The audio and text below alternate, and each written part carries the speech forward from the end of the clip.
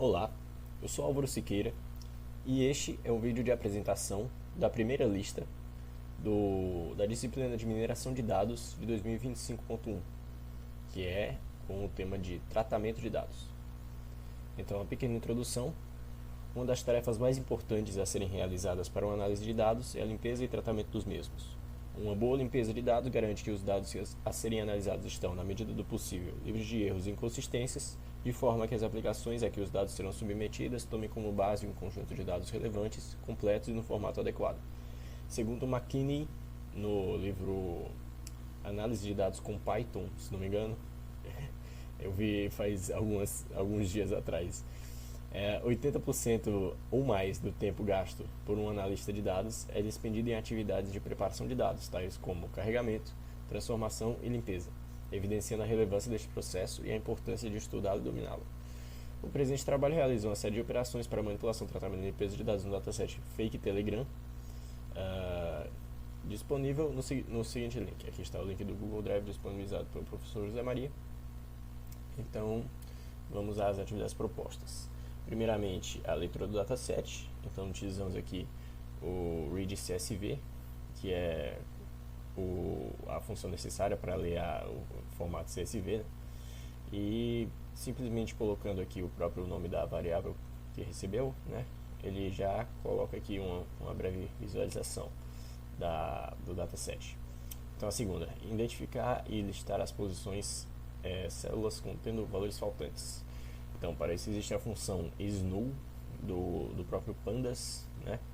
Então, aqui pegamos aqui rapidamente as dimensões do dataset. Então, criamos aqui um vetor e para cada posição aqui, né, percorremos aqui o dataset inteiro e fomos appendando aqui nesse vetor as posições em que a função snu retorna true, certo? Porque ela retorna um dataset contendo em cada posição do dataset original um valor de falso ou verdadeiro para caso aquilo ali é nulo ou não, né? E aqui está aqui exibido aqui na tela as 10 primeiras posições desse vetor aqui de resposta. Próximo. Contar quantas linhas possuem valores faltantes. Para isso, a gente simplesmente só precisa percorrer todas as linhas, aplicar essa própria função snu em concatenação com as funções values e n, para saber se qualquer valor ali dentro daquela linha satisfaz a função snu, certo? E aí, para isso, para contar, né, quantas foram esses valores, a gente usou essa variável aqui. E aí tá aqui, printou esse valor aqui, mais de 557 mil, ou seja, quase todas as linhas do dataset tinham valores nulos, pelo menos um, certo? Então, e aqui para cada coluna, contar quantas linhas possuem valores faltantes. Para isso a gente simplesmente precisa fazer o snu e colocar a função sum, que aí ela vai justamente discriminar cada uma das colunas e fazer uma soma. E como a função snu retorna um dataset cujos valores que estão dentro dele são 0 ou 1, ou pelo menos podem ser interpretados assim, a soma dessas colunas, justamente porque são apenas um caso verdadeiro, vai dar justamente o número de linhas que vão possuir valores faltantes naquela coluna. Então temos aqui para cada um das colunas do dataset o seu respectivo valor. Identificar linhas e identificar e listar linhas repetidas. Aqui a gente usa a função duplicated do pandas, que ele retorna um vetor, né, com um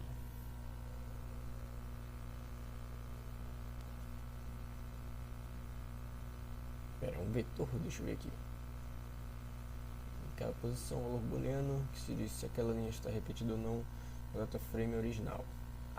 Justamente, é um vetor, eu confundi rapidamente, porque na verdade precisa ser um vetor, certo? Porque existe uma quantidade de linhas e para cada posição do vetor é referente a uma das linhas que existe no dataset, certo? Então aqui a gente pega mais um vetor aqui, e aí para cada um dos resultados do vetor duplicated, se aquela posição for verdadeiro, a gente apenda nesse novo vetor aqui. Aí, como dá pra ver aqui, não tinha nenhuma linha repetida, porque o vetor ficou vazio quando a gente pintou. Então, identificar e listar as posições de células contendo valores que não pertencem ao domínio dos dados. Aqui, para a gente saber quais são os dados de cada uma das colunas, a gente usa essa função aqui de types.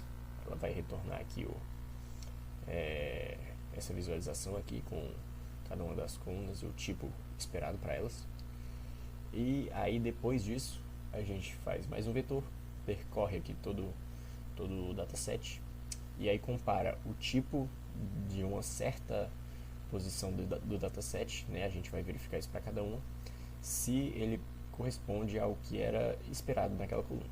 Então, se não for, tá aqui diferente, a gente coloca nos inválidos lá. Aí, depois printamos e tá aqui o resultado. Na verdade, ficou um vetor bem longo, né? Não dá pra ver aqui. Ficou até maior do que a visualização carregaria. Enfim, o próximo. Crie uma coluna chamada caracteres, contendo a quantidade de caracteres da coluna text.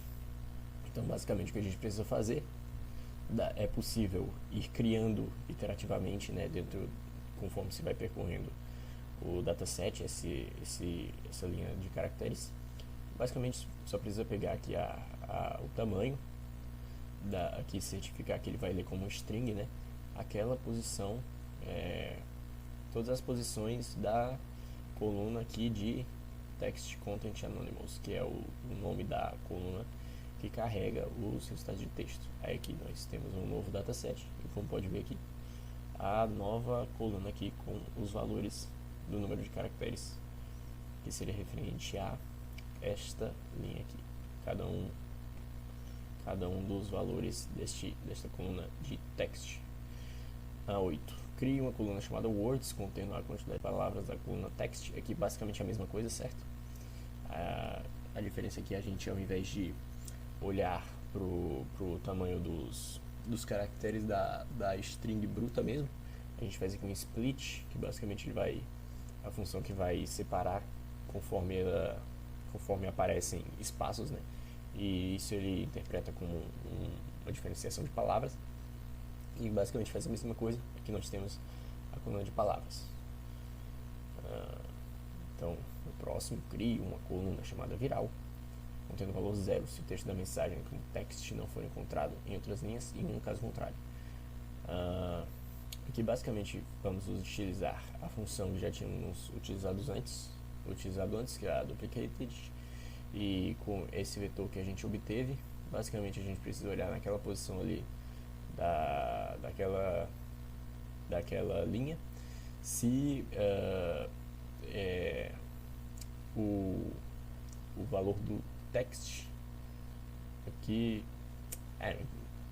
me compliquei um pouco, mas esse text vai pegar o valor de cada texto aqui da coluna de textos, e aí depois vai ser avaliado se ali está duplicado ou não, e aí esse vetor vai ser retornado diz se cada posição da coluna de textos está duplicado ou não.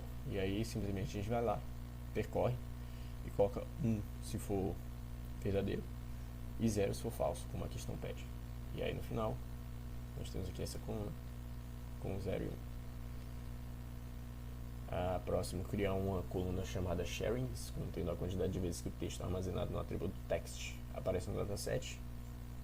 Então, basicamente para isso a gente precisaria percorrer todo o vetor, e uma solução possível seria percorrer todo o vetor, e para cada vez que você encontrar um texto, você procurar de novo cada um daqueles textos para poder no final colocar em cada uma das posições equivalentes deles o número de vezes que aquele texto foi encontrado, só que isso seria um custo computacional muito alto.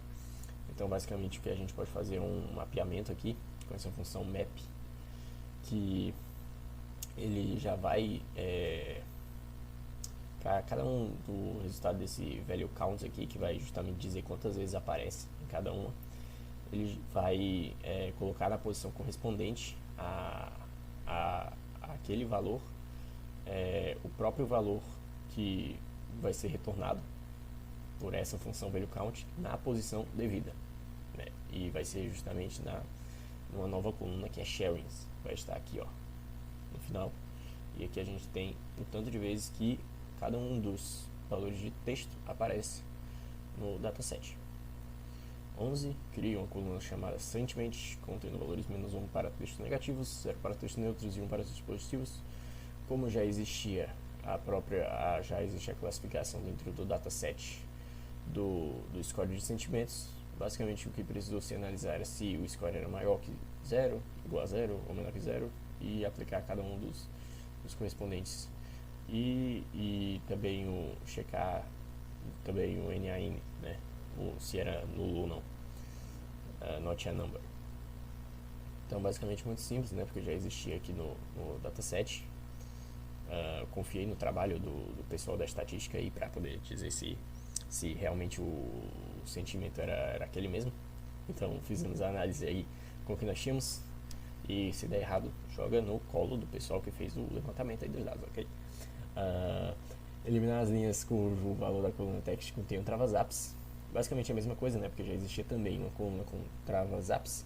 Basicamente o que a gente vai fazer é catalogar cada um desses travas-app que for true em um novo vetor, para poder passar esse vetor na função drop, que vai fazer o trabalho aí de remover tais linhas do dataset. Aqui nós temos printado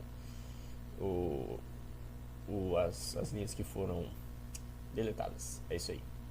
Agora ele ficou com 570. Antes tinha 557, 586, se não me engano. Então foram deletados 16, cujos valores de travas-app da coluna travas-app era verdadeiro. E por último, identificar a inconsistência entre os atributos, né, as features. Só que para identificar inconsistências, talvez um modo mais óbvio seria verificar se haviam valores que não são do tipo necessário, só que isso nós já vimos no item 6.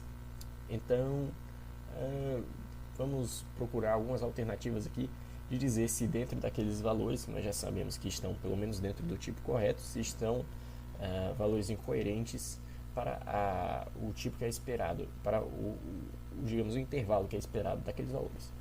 Então aqui, por exemplo, colocamos, por exemplo, datas. Aqui nós sabemos que uma data, pelo que aparece aqui no dataset, vai conter apenas números e breves sinais gráficos, né? Que seriam um hífen e 2 pontos aqui para separar datas e horários. Então, se aparecesse, por exemplo, uma letra aqui, a gente já sabe que aquele dado está incoerente, não está no formato que a gente espera. Então aqui, essa função aqui, ó, ela verifica se é letra dentro da string de cada uma das mensagens de cada uma das linhas, certo? Então se for verdadeiro, ele appenda no nosso vetor aqui, e aí printando a gente vê que não tem nenhum vetor com letras dentro do dataset, dentro dos campos de datas do dataset. O próximo, por exemplo, aqui message, a gente sabe que esses dados estão sendo coletados do Telegram. Então se tiver algum valor ali na coluna message diferente de Telegram, isso seria incoerência. Então colocamos aqui nesse no vetor, e no caso o valor dele foi vazio também. E o sentiment aqui, nós já tínhamos feito a classificação apenas para maior que 0, ou menor que 0, ou igual a 0, mas os valores coerentes seriam até 1 ou até -1. Então justamente esse aqui, ele verifica se é maior que 1 ou menor que -1. Se for esse o caso, ele vai estar fora dos valores esperados, então seria um incoerente, e aí a gente coloca nesse vetor, e o resultado também foi vazio. Poderiam talvez serem procurados outras incoerências aqui, talvez procurar, por exemplo, letras aqui em end message, nesse message type, algum tipo de alguma palavra que não seria esperada aqui, certo? Mas esses foram os que foram aplicados, né?